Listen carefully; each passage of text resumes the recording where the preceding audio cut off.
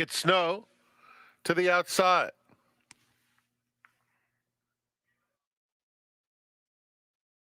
We're in the gate. And they're off. Even start. Muteki now emerges with the lead, opens up about a length and a half. Applefest moves right into second. They're followed by Collectively in third. Strikingly, very wide, is fourth now, taking the third spot. Do Whatever It Takes, Make It Snow, and the distant trailer is Dancing Mo. It's Muteki, Applefest, 1-2 to the half-mile pole. A length and a half behind them, it's Strikingly in third. And then at the rail, it's Collectively, 5 lengths off the lead. Collectively is being eased right out of it. Number 2, Collectively is out of the race. Passed by Make It Snow, followed by Do Whatever It Takes and Dancing Mo. Applefest takes the lead.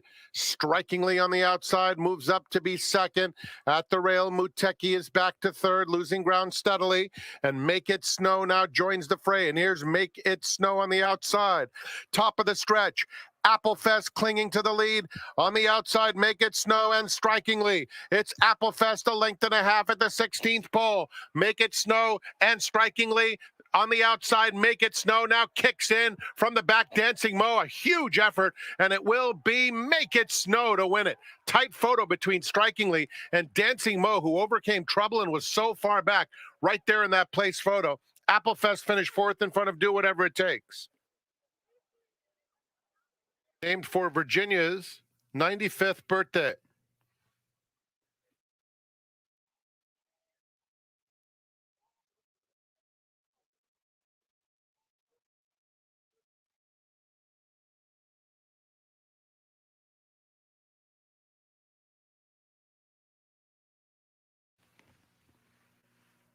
And they're off. Warren's Wild Ride, Screaming Virginia out alertly. They're both passed by Dial a Friend, who's up to take the lead, and here's She's My Niece. So it's Dial a Friend, She's My Niece, battling it out. 2 more. Warren's Wild Ride is racing third. Then Screaming Virginia and Walk Don't Run. They run to the half-mile pole, and it's She's My Niece taking the lead, opening up nearly a length on Dial a Friend.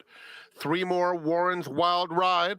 Walk Don't Run is asked to pick it up from fourth. And Screaming Virginia, single file to the 3/8, and it is She's My Niece. Dial a Friend now re-engages those two right together. 2 more, Warren's Wild Ride in third, followed by Walk Don't Run and Screaming Virginia. Past the quarter pole, Dial a Friend and She's My Niece. Dial a Friend on the outside takes the lead. She's My Niece second. 4 more to Warren's Wild Ride in third. Heading past the 8th pole, it's Dial a Friend about a length in front. She's My Niece is second, trying hard, but Dial a Friend is a bit too strong, and Dial a Friend pulls away late to score by 3 lengths. She's My Niece second. Screaming Virginia finished with energy third.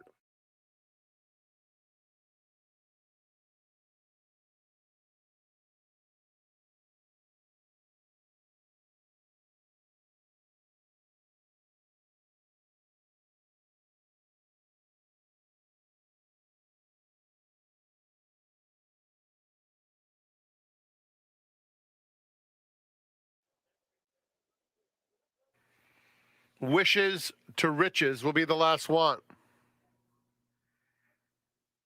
And they're off. Lenestra is out very quickly.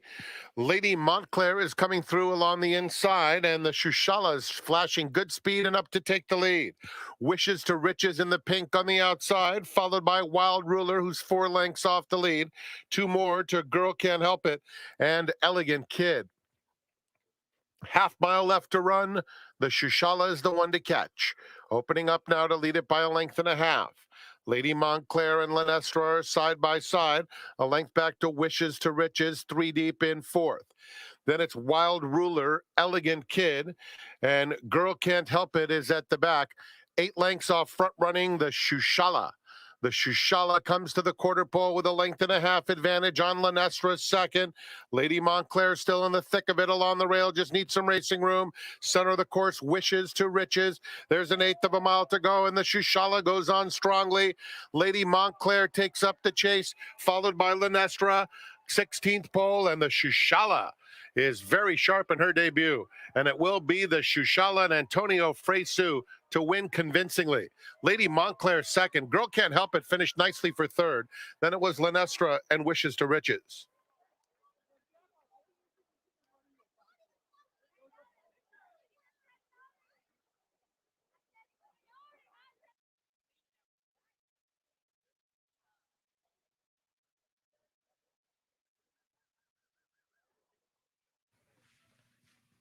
Stay up to the outside. They're off. Fast start for Dixie Blaze. Smiling Widow is in the mix. Panda Peak coming through now quicker than both. And it's Panda Peak opening up. Panda Peak leads to the half-mile pole, a length and a half in front of Smiling Widow. And on the outside of them, it's Dixie Blaze. Big Rainbow is fourth. Stay Up fifth, 4 off the lead. Rounding the turn, Panda Peak, 2-length advantage. Dixie Blaze in second. Big Rainbow starting to pick it up along the rail. Smiling Widow is dropping out of it. Stay Up on the outside takes fourth. They have a quarter of a mile to go, and Panda Peak goes on very willingly. It's Panda Peak with a 3-length lead. Big Rainbow trying to close the gap. These two dominating at the 8th pole. Panda Peak, though, is still strong. 3-length advantage. Big Rainbow gathering a little bit of momentum. A 16th to go. Panda Peak by 2, and they're not going to catch her today. It will be Panda Peak to win it by 3. Big Rainbow second. Dixie Blaze finished third.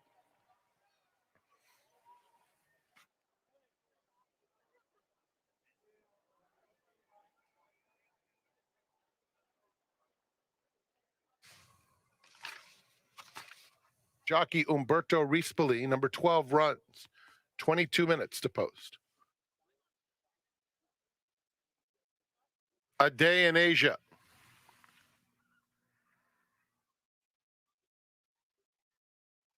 We're in the gate. And they're off in the Las Ciénegas. And Kissed by Fire flies out of the gate. Graceland Gray has some early foot. On the far outside, A Day in Asia. Fast and Shiny comes to join the fray. Then Honey Pants, Elm Drive is about 6th, 7 lengths off the lead. Lexington Humor just went in front of her. On the inside comes Benedict Canyon, about 8 lengths off them. Another 2 back to Nadette, who races on the inside of Anthony's Cleopatra, and Waka Naka is at the back of the field. They have less than a half-mile left to travel, and the lead belongs to Kissed by Fire, Fast and Shiny. Graceland Gray is in third. Honey Pants on the rail in fourth. A Day in Asia on the outside of them, 4 lengths off the lead. Elm Drive, White Face just behind these runners, looking for a spot to run. As the field turns for home, Kissed by Fire drifts wide but holds the lead. On the outside, Graceland Gray, and on the inside, Honey Pants. Elm Drive is kicking in between rivals. Nadette on the scene late. They're in the final furlong. Elm Drive won from the rail, and Honey Pants on the fence. These two go on with it. Elm Drive, Honey Pants, Elm Drive, nose and nose. Honey Pants has won the Las Ciénegas. From Elm Drive, Graceland Gray finished third, and in behind them it was Nadette and Kissed by Fire. Phil D'Amato with the exacta in the Las Ciénegas, gracing us with your presence this afternoon. Up next, the 8th, the Golden Hour Pick 4 starts with a jockey change. Number 2, Thirsty Love. Make the rider Frankie descends to the outside. They're in the gate.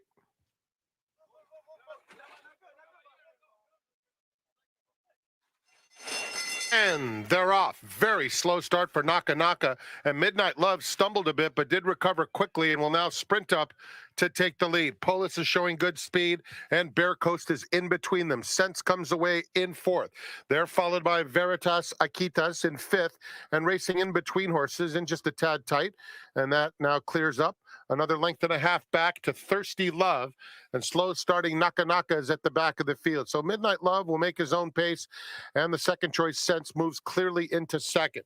They are followed by Bear Coast along the rail, a joint third, about 2.5 lengths off the lead.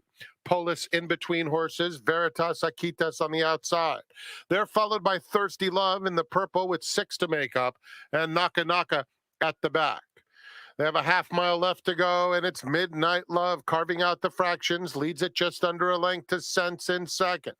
They're followed by Polis third. On the outside, Veritas Akitas now clearly takes the third spot as Bear Coast is dropping out of it, passed by Thirsty Love and Naka Naka outside of them.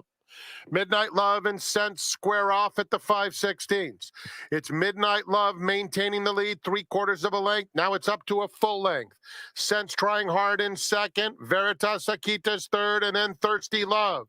They turn for home, and Midnight Love opens up 3. Sense second, Veritas Akitas, Thirsty Love is next. With a furlong left to go, it's lights out. Midnight Love overwhelming the competition and giving Antonio Fresu a triple on the afternoon. Midnight Love, far too strong, wins by 6 widening lengths. Sense was second, Thirsty Love third in front of Veritas Akitas and Polis.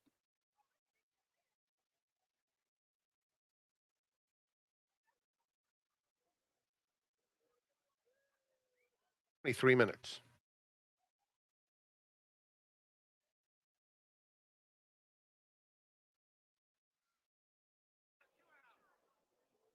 .34 coupe walking up. Discretionary Day completes the line. They're in the gate, and they're off.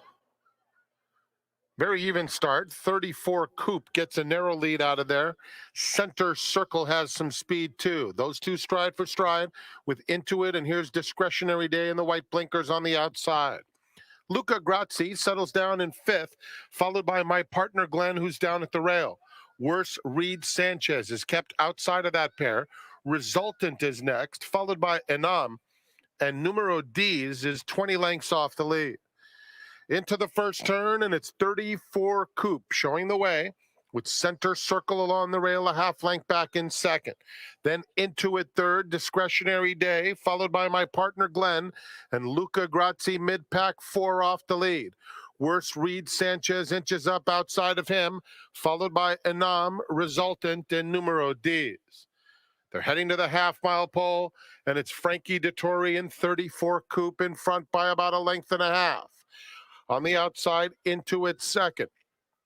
Center Circle is at the rail. Discretionary Day outside of him. Luca Grazzi is in fifth, only 3 lengths off the lead. Worse, Reed Sanchez inches up. He's the gray on the outside. My Partner Glenn and Enam. 2 more to Numero D's out of last, leaving Resultant as the trailer. They have a 1/4 mile to go. 34 coupe trying to let it out a notch. Intuit a half length behind him, and Nam is coming alive on the far outside. He's just behind Worse Reed Sanchez, a furlong out. Dettori has 34 coupe to finish the job, and he's going on strongly. Has a 3-length lead over Intuit. Then it's a scramble for the rest, and Nam continues to make headway trying to get second, but it's all 34 coupe, coast to coast. Photo for second. A hard-charging Numero D's completes the exacta from out of nowhere. Enam was part of the minor awards next.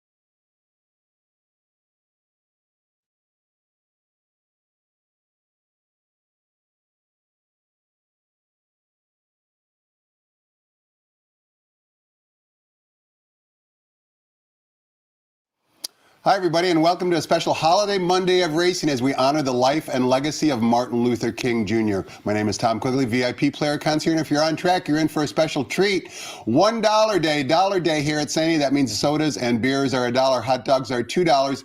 Economical way for the family to eat, and more importantly, maybe a great way for you and the boys to hang out and have a few beers. A guy who's been up since 4 in the morning, maybe a little bit early, might be a little bit hungry, is my seminar guest today. He's the clocker for NationalTurf.com. His name, Andy Harrington. Andy, happy Monday. Welcome to the seminar. Thanks for the invite, Tom. What time did you wake up this morning, Andy? 10 minutes after 3. But that's tradition, right? That's just customary? I mean, I think anybody in the horse racing game works on the backside or things. What I do is just used to getting up before the crack of dawn. And most of the time I say the hard part is getting out of bed. But once I get going, I'm fine. So and I kind of like being up before everybody else. It's kind of cool. Now, the track opens at 4:30 for training. You were here at 4:25 to witness what happened. What was the work activity like? Were there a lot of workouts this morning? Yeah, the way that the work cabs go around here, the weekends, Saturday, Sunday, Monday are the busiest days, and that was no exception today. We had a lot of activity. The rushes, which is right after the tractors come off the renovation, are really busy right now because they're working on the training track to put the synthetic in, which I think is going to be done pretty soon. It looks pretty advanced. So you end up with these really hellacious rushes of everybody wanting to work on a renovated track after the break where it's the safest. And so you end up just yelling into my tape recorder times and bad IDs and poor opinions. I like it when it's a little slower and you get a chance to kind of watch the horses. It is chaos, right? If you've never been out in the morning, I mean, you're a veteran of this, but you got to look at the saddle class. You got to understand where they're breaking from, who they're working with. Sure. I mean, there's a lot going on. Yeah, no, I'm not. I don't handle the pressure too well, so a lot of expletives are into my tape, and I don't transcribe my tape around anybody because I sound like a mental patient screaming at myself or what a bad job I'm doing. I've long since given that up. I just try to do it with my headphones on so no one can hear me yell obscenities. Now, I'm sure you were able to keep your sanity and maybe identify 1 or 2 workers this morning that maybe caught your eye. Yeah, well, definitely. Nisos for Bob Baffert. I think the last time we saw him was winning the Bob Hope. Newly turned 3-year-old. Yes, a brilliant horse. This is uber brilliant. In my mind, I think he might be better than Muth, who won the San Vicente a couple weeks ago. They're really close. Muth is a much more kind of mellow cat. It's a little harder to kind of get a gauge on him in the mornings. Nisos is just pure brilliance. In December, Bob he took the blinkers off for the Bob Hope in November, and it relaxed him, but he still showed his customary speed. He kind of dialed back in December, Bob did, but the last 2 drills, he worked him 12. I think they gave him 12 and 4 today. I was 12 flat, and he worked 59 last week. So he's kind of ramping things up. I'm not sure if he's going to go into Lewis or not. I think Muth was pointed towards that, but I know Bob was kind of juggling him around. So does Bob have an exercise rider that's kind of like his go-to person, either a male or female, that he uses on his good horses? He uses the same 2 guys. Eric Garcia is one who does ride out here some, and Umberto is the other. And they do about 95% of his works. Flavian will work a few horses for him. Drayden in the last week has come out and got back on a lot of his horses to help. He's a good, I think Bob's, likes Drayden. So but it's those 2 exercise riders are 95% of the horses. Another barn that has a nice horse working here on the main track at Sandy is none other than the Breeders' Cup Classic winner, White Abarrio. Trainer Richard Dutrow decided to keep him out here, and training plans are to point him to the 20 million Saudi Cup next month. And ironically, he has been working here on the main track. And let's watch this workout together. It was on January 8th. It was at a distance of 5 furlongs. Basically worked, as you can see on the display, slightly more than a minute and change. That's Emily Ellingwood in the saddle there as the exercise girl. What did you think about this workout? It was the best of the drills since the Breeders' Cup. They did, after the November 5th Breeders' Cup, 4th, they took about 6 weeks off. They never really worked the horse. And so this is probably about the 3rd in the sequence coming back.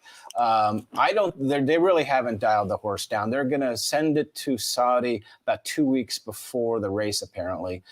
So we'll get probably this horse worked once after this drill, and probably about 2 more drills sent it, maybe 3. My guess is this is the most serious and the most efficient. You can see how that just He's the horse. determined. He's so determined is what caught my eye. He moves wants to so- catch these horses in front of him. I would write EFF, which is efficient. There's no wasted motion on him. That's usually what I come up with. They get a lot of the gallops. Emily will gallop the horse also, and obviously seeing here work. So they get a lot of the gallops.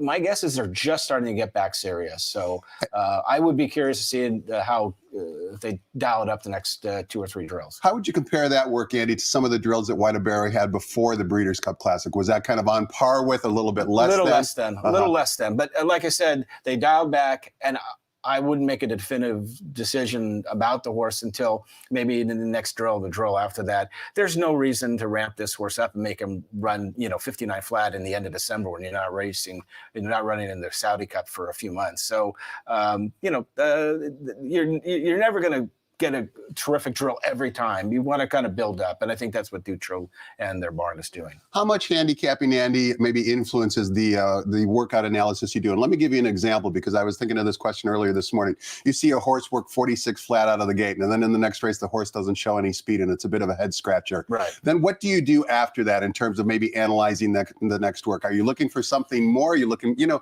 understand what I'm trying to say? Because you look at the races in the afternoon, and a lot of times it doesn't match up with what you saw in the morning.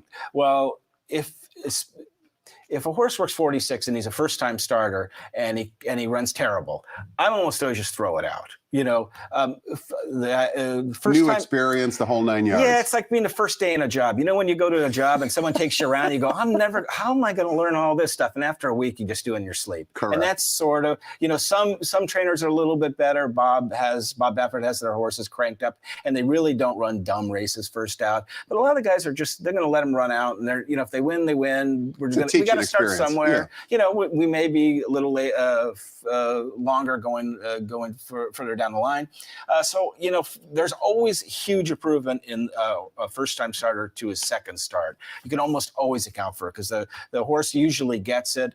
There are morning glories, and then after a while, you see it do a 46 for the third time in a row and run nowhere, and you go, "Oh, that's just that horse." And then eventually, there'll be what usually happens with a horse that shows talent is they find a spot for it. And the horse gets brave, or he's in with his friends, he drops down a little bit, and he shows that kind of stuff.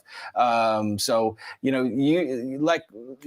a trainer, one of your main jobs is to find the horse's level. And, there's horses that might work 46, but, they're just not going to run against, monsters around here. But if they find some maiden claimers, they can maybe, be up close early and, romp home. So context is everything. But good workers will take a clocker down the tube sometimes. We're going to put Andy under a drive for the next 30 minutes and find out who he likes on today's 9-race card. But before we do any of that, let's toss the microphone over to track announcer Frank Miramati and get the changes for today's special Holiday Monday card here at the Great Race Place.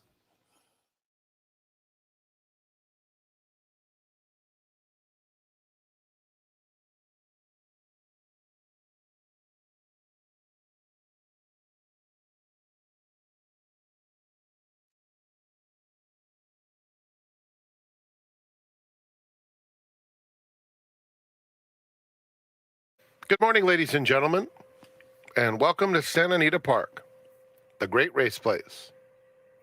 Here are the early changes. The track is fast, the turf is firm. The rail on the turf is at 30 feet. Well, Rosario will not be riding today.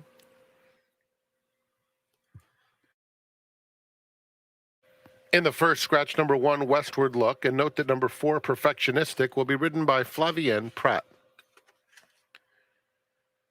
No changes in race 2. In the third, number 6, Heart-Headed, will be ridden by Flavienne Pratt. Race 4 starts to pick 6. Number 2, Rainbows on Ice, make the rider Eric Garcia. No changes in the 5th. It does begin the all-turf pick 3. All-turf pick 3 on races 5, 7, and 9. The late pick 5 also begins with the 5th. In race 6, number 1, Big Novel, the jockey Kazushi Kimura. Scratch number 4, Liberal Lady. No changes in the 7th. 8 starts the golden hour, pick 4 with no changes. And in the 9th, number 3, Someone Like You, 3 pounds over the golden hour double, begins with the 9th. Enjoy your day at Santa Anita Park. Post time for the first is in 58 minutes at 12:30. Let's go back to the studios at Quigley's Corner, where Tom's guest today is Andy Harrington.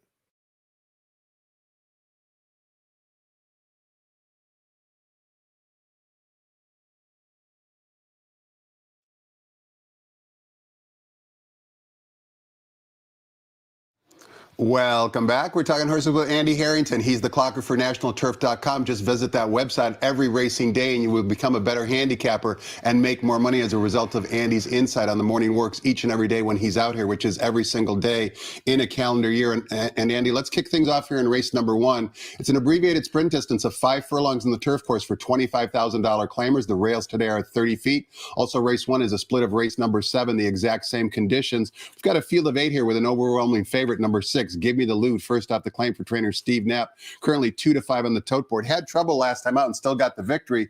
Is he as much of a slam dunk as the betting public thinks? Yeah, I couldn't look past him, to be honest with you. The Westward Look, the rail took some of the speed out of the race. Besides, this horse is 8-year-old, but came back with a nice drill out of the race. He draws perfect. There's not too much, high-end speed in here. Get JJ, who's won on the horse. She's, it's an 8-year-old, but it's kind of been kind of well managed before by Andy Mathis. And before that, it was, he had it, I think, a couple times. He did. And he's a terrific trainer, and he kept this horse going, and you can see it because he's 8 years old and he's still kicking. So, sadly, I couldn't look past the horse. So Give Me the Loot. I did, as a second choice, was interested in the outside horse, the 8-horse Bruto, whose sprints on the grass are pretty good. He's got kind of clouded form. He's been on dirt. Adam Kitchenman, his trainer, has put him on 2-turn grass races, sprints at the Los Al, both in the afternoons and in the evenings. So I think he's a late running sprinter on the grass. Draws okay. He's 15-1, so maybe he could upset the apple cart in here. If you take out the favorite, he feels a very grab baggy race to me. So Bruto at 15-1 was interesting to throw on my ticket. 6 and 8 in race number 1. Andy, a question before we take a look at race number 2. You mentioned Andy Mathis, and of course, to me as a handicapper, it seems like there's the start of an influx of horses shipping in from Northern California. Yeah. We've got Steve Specht, and we've got other trainers who are deciding to come down. Steve Sherman also has a runner today. Have you seen Golden Gate horses or horses from up north on the working in the mornings? So far, the only one that's really down here in numbers is Ed Moger, and he has 40 horses. He's got a lot of horses. I clocked a couple, and he works in the dark. He's a terrific trainer. He puts his horses where they belong. I think they might fit in a lot of these races, and he runs his horses. So that's the only one so far. I know a guy named Brendan Galvin is supposed to come. Steve Sherman, as you mentioned, and Steve Specht, both. I haven't seen Andy Mathis come down. He comes down for Del Mar, and he points towards Del Mar. Yes, he does. And he places his horses terrifically. And sometimes that's half the battle for these NorCal guys, to try to figure out what level they belong here, and he's really good at it. Race number 2 begins the 50-cent early pick 4. We're on the main track. 1 mile is the distance. Maiden claiming fillies and mares in for a $20,000 tag. A field of 6. Take note, the morning line favorite, number 5, Monique from the John Sheriff's Barn, is 9-5 in the morning line. Also, we've got a new apprentice in town, Jay McKay, who is in from England, is a 7-pound bug boy. He's 6-1 for trainer George Papadromo on the 2-horse, or I should say the 2 filly. What say you about race 2, Andy? I went with the outside nurser, the number 6, Stylish Dress, at 4-1. He's dropping down from state bred 50s. It's probably about that's probably equal with these horses in here. It draws well. The drills are decent. He hasn't. This filly hasn't really proven that she can't run, so maybe she's got a little upside. Dan Blacker's had a terrific year. He's placed his horses well, and usually, he'll, I could see this horse get a perfect trip from the outside. So I at 4-1, I was going to take a shot at him. My second horse is the Rail Storming Gray, who comes from low profile connections, Ruben Gomez. But this horse can run just a little bit. He hit the board in a race at Los Al. She's always struck me as a router. 2 drills since, so I thought maybe we get a little bit of a shot in here. Switch to Giovanni Franco from Paris. And if you look at the breeding for Andy's top selection, number 6, Stylish Dress, you'll notice that Issachort, who runs in race number 8, is a half to Stylish Dress as well. And you'll also note that the bug boy on Stylish Dress has actually been winning races in bunches during the nighttime signal at Los Alamitos. We'll see if he can transfer that form here to San Anita. Race number 3, we're back sprinting on the main track, 6.5 furlongs of the distance for 3-year-old starter optional claiming types. A field of 6, morning line favorite on the bottom, the Invader from Kentucky, number 6, Heart Headed from the John Sadler Barn. Make the jockey Flavian Pratt, Joel Rosario not riding today. Before we get your thoughts on the race, Andy, you wanted to show a workout from Heart Headed back on December 26th. This is a team drill. He's going to be on the inside. Take a look at who his workmate is, the very talented Kristen Bosch, who split the field in the Breeders' Cup Sprint and won a stakes race here at San Anita earlier. Certainly that company bodes well in terms of how this workout turned out. Yeah, this is you can really get a line on horses about who they beat. And this horse, hard-headed, I can't say that name, was easily best over Kirsten Bosch, who, like you said, ran in the Breeders' Cup Sprint and ran 5th in a pretty big field. It gets it head in front, and it's never going to let Kirsten Bosch by if you watch. The rider actually, I think, looks over and says, hurry up or something, or maybe not. That's my imagination. I think he was surprised, right? Oh, I don't know. You know, the other horse is being niggled at, and then they can go around 3 times. It's never going to get in front of our horse here. So I thought that makes it a King Kong drill in this field. You know, they claimed the horse. They've given it some time. They found a nice spot. He galloped out, as you see, or she did, just well clear. So I thought she was a kick in the pants. It's 6-5 or 8-5, pardon me, with Flavian up now that Joel is out sick. My second choice in here is 3, Zombo Bombo, who I've seen this happen before. From the George Papadromo barn, they have a terrible first race and a maiden allowance race, one there's nothing redeeming about it. And then they has basically a free bingo square, and he brings it back in a maiden claimer, and the horse airs. He's done that 2 or 3 times in the last couple of years. This is one of those. So this horse just wiped out that field. I think it was 10-1 the morning line and got bet down to 5-2, or opened up at 5-2 and stayed there. Just because it comes out of a maiden 32, I think it might be a little, deceiving about the amount of talent this horse has. Certainly has speed, so that'll put him right there. 6 and 3 in race 3. Congratulations to trainer George Papadromo, who won the nightcap yesterday with 34 Coupe with Frankie Dettori in the saddle. Race number 4 begins the $1 pick 6 sequence. We're going 1 mile on the main track for maiden claiming 3-year-old fillies in for a $32,000 tag. We've got a field of 7, and the heavy morning line favorite down on the bottom is number 7, Air Force Thunder, once again from the John Sheriff's Barn, this time 4-5 on the morning line, taking a drop down in class. Is this another slam dunk, or are you looking elsewhere, Andy? I couldn't look past this horse. I mean, the horse only cost $3,000. They never routed it with the maiden allowance company, which, in my mind, I would like to see him try it. It's run even races and sprints, not in bad fields. I mean, it draws good. It's got a little bit of tactical speed. I just don't see it losing in here. If it can't, the only thing is it can't make the 2 turns, which is I will say, you're going to deal with a horse that's 3-5 or 4-5. Maybe you don't want to take that shot. So I do understand that. My second choice in here is on the rail, who sprints like a router. I haven't seen this horse. It's over Los Alamitos. The Jesus Nunez part is very competent. It won't get bet. And it might be running on. It goes on Lasix for the first time, which is interesting. The race that I liked I remember this horse on September 10th. It ran against Mirinda, who was a very fast Gary Mandela, who wiped out a field. And this horse was running from way back in the pack and galloped out almost with Mirinda. Mirinda was so far in front, it wouldn't get nothing, no one's going to catch her.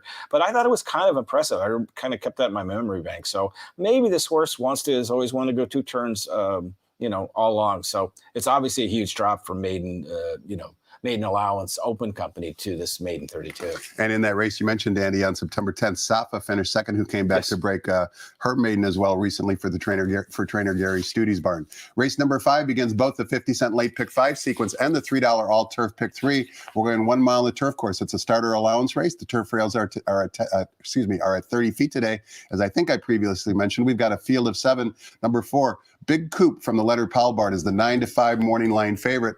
Who do you like in race 5, Andy, and why? I was going to take the outside horse, and Midnight Fury, the 7 horse in here. It won routing with Victor up. It gets outside. It's had 2 terrific drills. It's doing really well. Steve Knapp is winning races in bunches.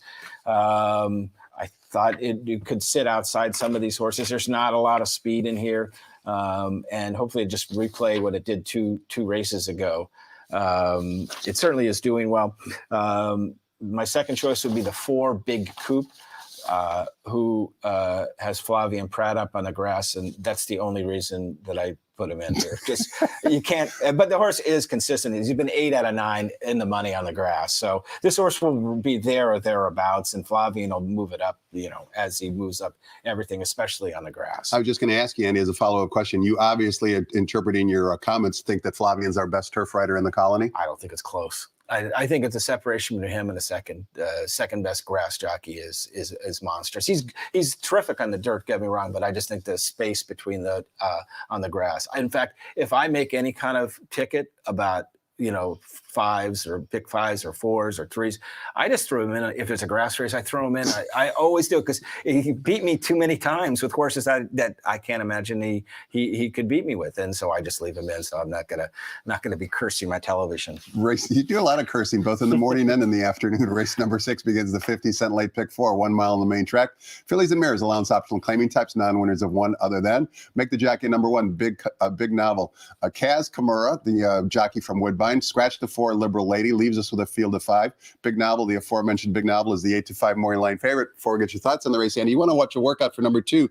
Lee says no, and this is a workout from a long time ago, but it's not a mistake. It's back on July 14th.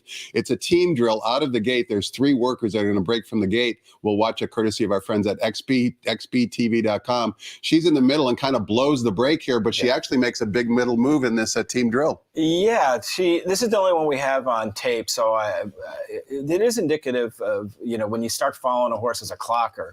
This is Dr. Venkman, who's out on the lead, who ended up winning a loaded maiden allowance at Del Mar, then came back and won a non-winners at Del Mar, and ran a big second in this horse is knifed through everybody.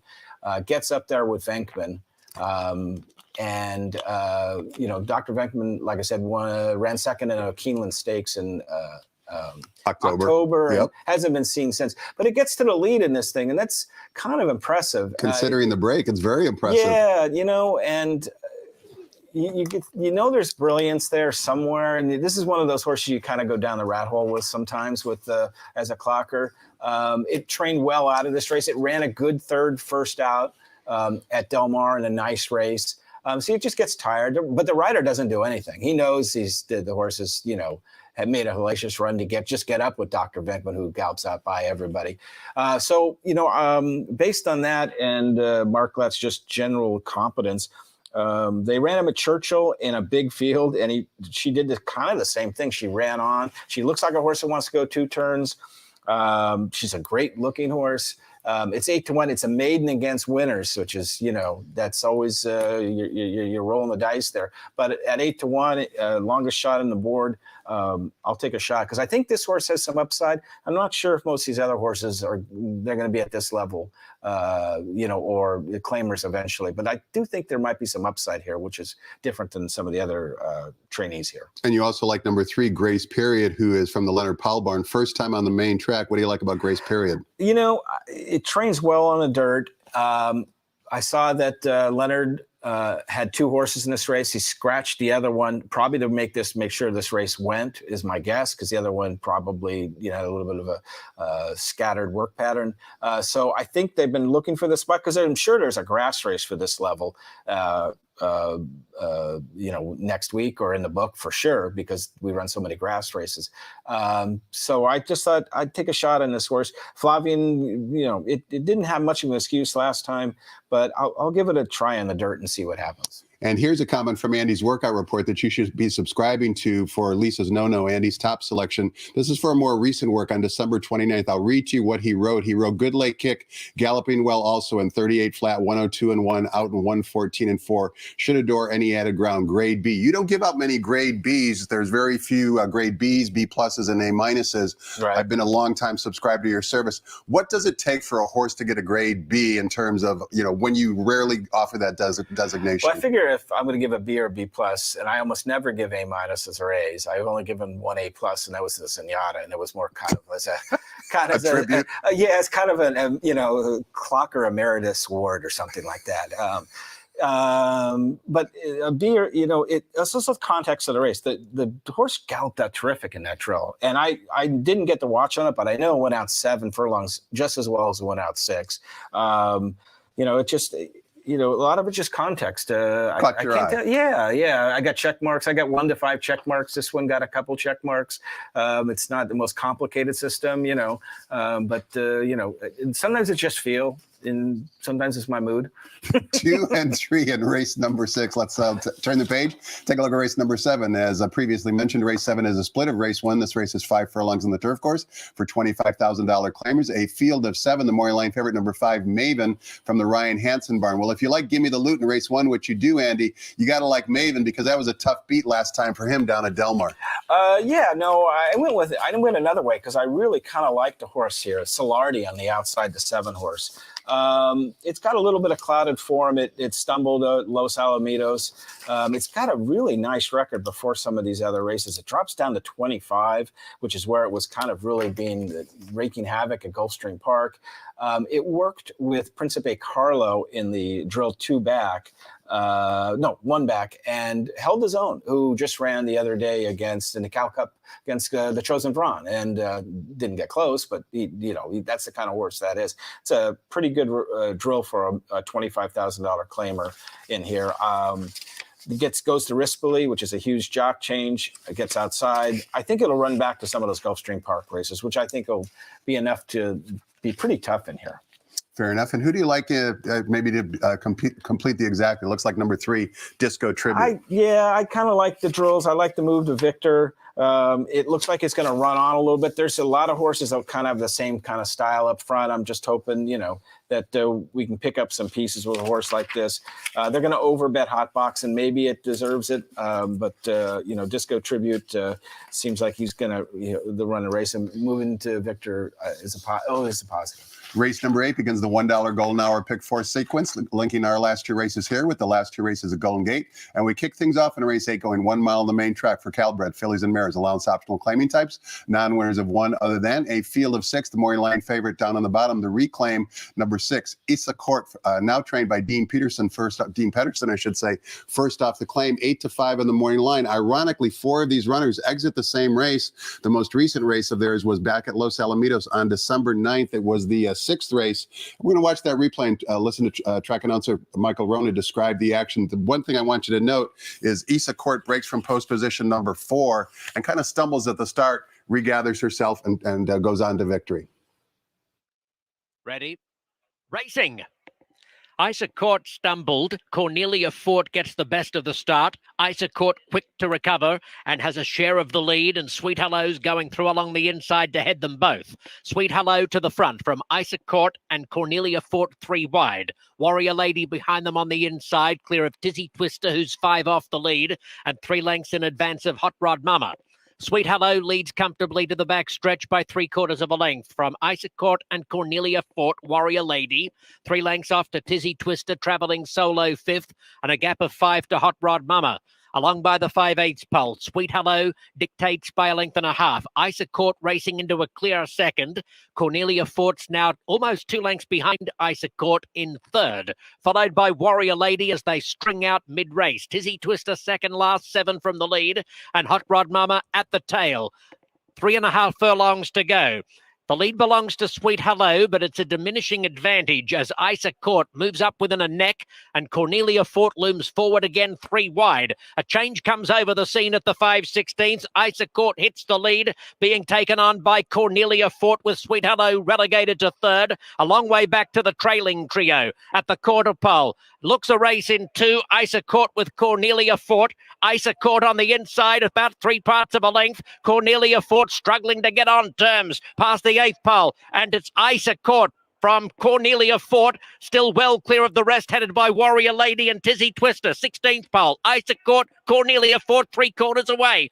Isa Court going as well as Cornelia Fort, and it's a Mark Glatt training double. Isa Court defeats Cornelia Fort. 6 lengths to Tizzy Twister.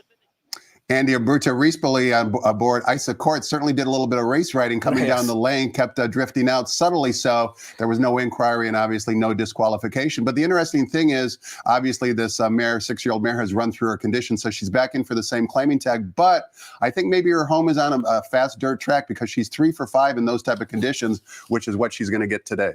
Yeah, and it draws perfectly. This is who I went with, the outside Isa Court. It's going to get a perfect trip laying outside Race Judicata, who's the speed in my mind in this race from the Phil D'Amato barn, the 4-horse, and Cornelia Fort, who it just beat the other day.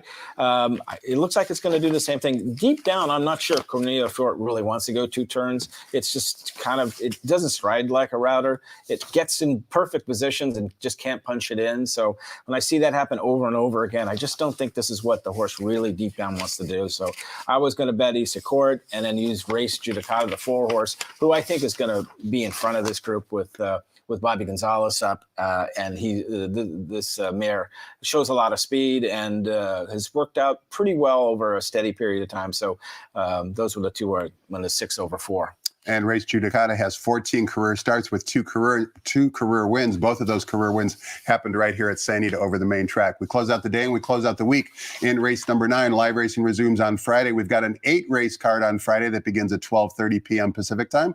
But first things first, race number 9 offers $5 golden hour daily double wagering, linking our last race here with the last race at Golden Gate. And we're spreading 6 furlongs in the turf course. This is for Calbred 3-year-olds, allowance optional claiming types, non-winners of 1 other than. Take note number 3, someone like you as a filly running against the boys. We've got a field of 8, and the aforementioned Steve Sherman ships down one of the runners of this 8, and that would be number 6, Good Lovin'. First time turf, first time Flavian, first time Lasix. What say you about race 9, Andy? I went with the rail beer money here, the 1-horse. It broke its maiden at Del Mar in a turf sprint. It won by a length and a half, but I thought it was an awfully deceptive length and a half. It was waiting on the field late. It's run good races on the dirt, and it's come back with a really nice drill the other day, beat another horse by half a dozen lengths. But I think it steps up on the grass, which is what we get today. It's inside speed, which is always good. You get JJ, and so I thought at 3-1, I'd take a shot at beating the shipper from the Steve Sherman barn, who looks like a nice horse to me. Everything that hasn't done a thing wrong up north. Obviously, by Cal Cup Day indications, all these horses from NorCal, they're going to fit at some of our levels, and this horse very well could be. I did go with the 7 as my second choice, Immelman, who is a turf sprinter. All his races best around 1 turn on the grass. They tried it going long last time. It just can't do it. It doesn't bother me. It was a Gold Rush race up north. So I thought at 8-1, I thought it had a pretty big shot. Gets Kyle Frey, who's rode it to victory here, 2 back at Del Mar, actually. So that was my second choice, Immelman, 1 over 7 in that last race. We're both trying to beat the favorite in the last race, Andy. Here's some trainer statistics for number 6, Good Lovin', the morning line favorites. Trainer Steve Sherman, a little bit deceptive in the racing form. You see that he's hitting at a 14% with first-time turf runners. However, over the last 5 years, he's just 4 for 49 or 8% with his first-time turf runners. And the dam never tried turf, and this particular colt, Good Lovin', has one brother who never tried turf as well. So I think it's a little bit of a guesswork as far as whether or not Good Lovin' will like the turf course. Obviously, getting Flavian to ride means that they think highly of the horse, but at a short price, race number 9 might be more wide open than what you think on paper. Andy, want to thank you for your time. It's quitting time for you, right? You're probably working overtime by now. You're usually home, aren't you? Ready to go home and take my afternoon nap like the Florida retiree I am. Well, thanks so much for your time and insight today. Always appreciate you having on, and keep up the good work at nationalturf.com. All right. Thanks for the invite. Thanks to all of you for watching as well. Happy Martin Luther King Day. Remember, it's Dollar Day here at Sandy. The $1 beers and sodas, $2 hot dogs. Have fun, fill up your stomach, and good luck.